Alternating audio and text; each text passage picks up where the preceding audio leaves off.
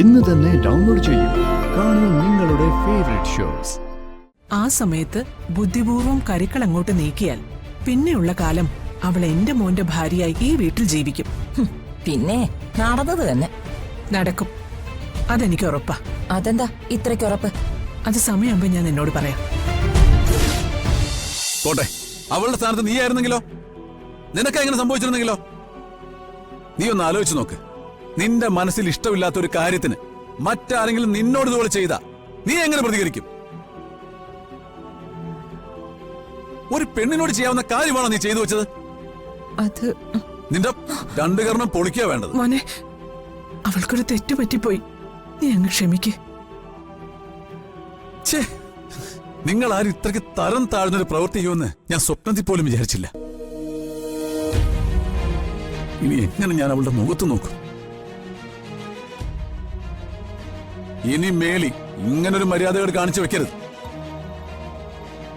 ഇത് അമ്മയ്ക്ക് കൂടിയുള്ള മുന്നറിയിപ്പാ, മനസ്സിലായേ?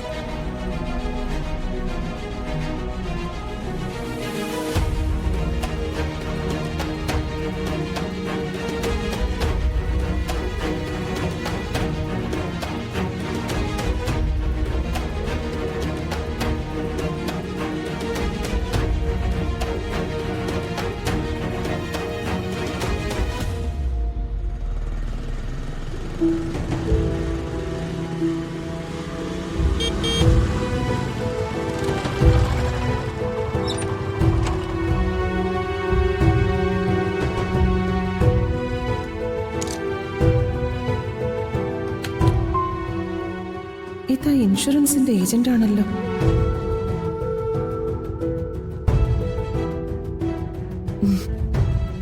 കമലമ്മയില്ലേ? ഉണ്ട്. ഒന്ന് വിളിക്കാവോ? ഇപ്പൊ വിളിക്കാം.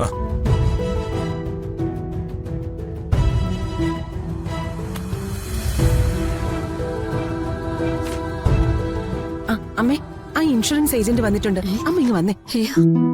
അയാളിപ്പോ എന്തിനായിരിക്കും വന്നത്? ഈശ്വര, വല്ല നല്ല വാർത്തയായിരിക്കും. അമ്മ വാ. എന്താ ഇൻഷുറൻസ് ഏജന്റ് വന്നിട്ടുണ്ടെന്ന്? ആണോ? ഈശ്വര, വാ വാ വാ.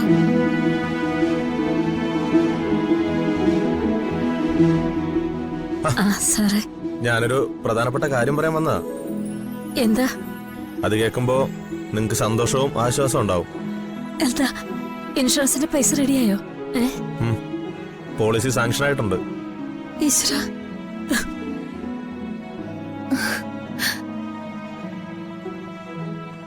7 ലക്ഷം രൂപയുണ്ട്.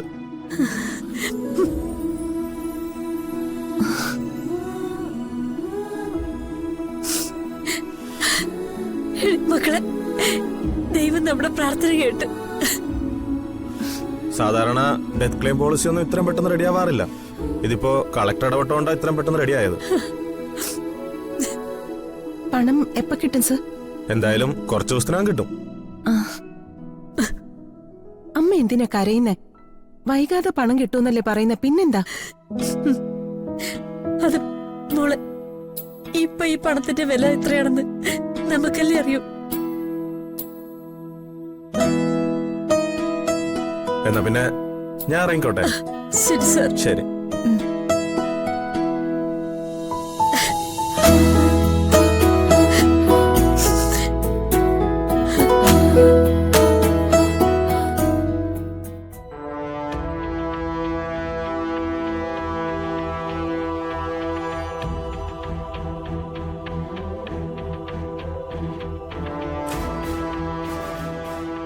എന്നോട് ദേഷ്യപ്പെട്ടിട്ട് എന്താ കാര്യം? എന്തായാലും ഇങ്ങനെ പട്ടിണി ഇരുന്നിട്ട് കാര്യമൊന്നുമില്ല. വന്ന് എന്തേലും കഴിക്കും. എനിക്ക് വേണ്ട. എന്നാലും അവൻ എന്നെ തല്ലിയപ്പോ എന്തിനാ അവളെ തല്ലിയെന്ന് ഒരു വാക്കമ്മ ചോദിച്ചായിരുന്നോ? എന്തൊരു വേദന, പല്ലളകിന്ന് തോന്നുന്നു. ഒരടി നിനക്ക് ആവശ്യമായിരുന്നു.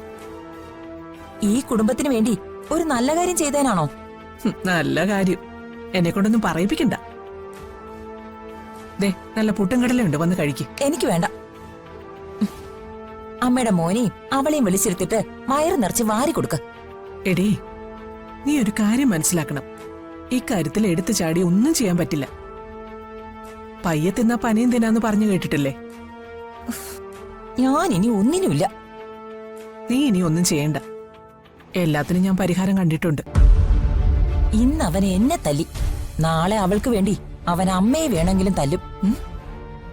അതിനുള്ള മുന്നറിയിപ്പ് അവൻ അമ്മയ്ക്ക് തന്നു കഴിഞ്ഞു. ഓർമ്മയുണ്ടല്ലോ?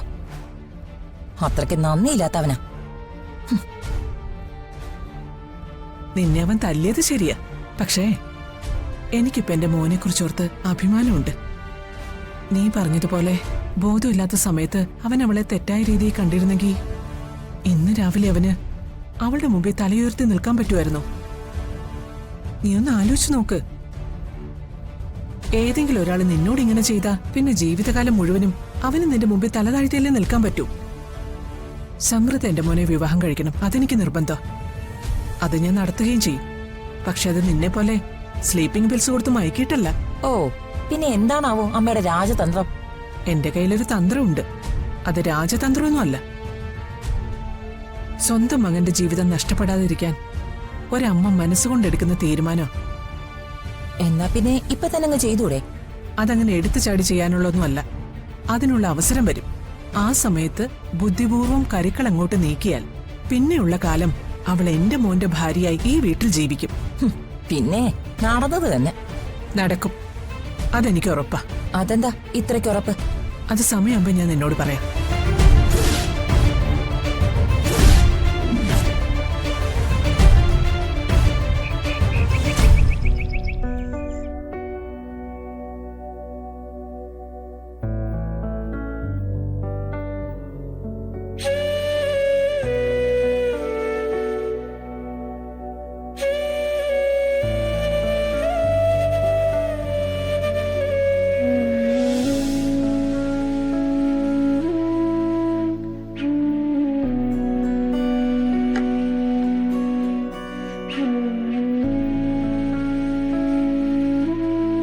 മോളെ, ചിപ്പി മോളെ,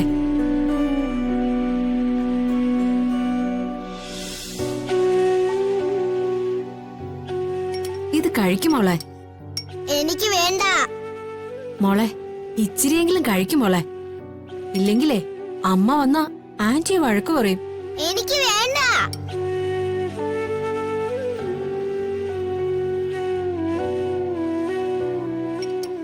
നല്ല മോളല്ലേ, കുറച്ചെങ്കിലും കഴിക്കും മോളെ.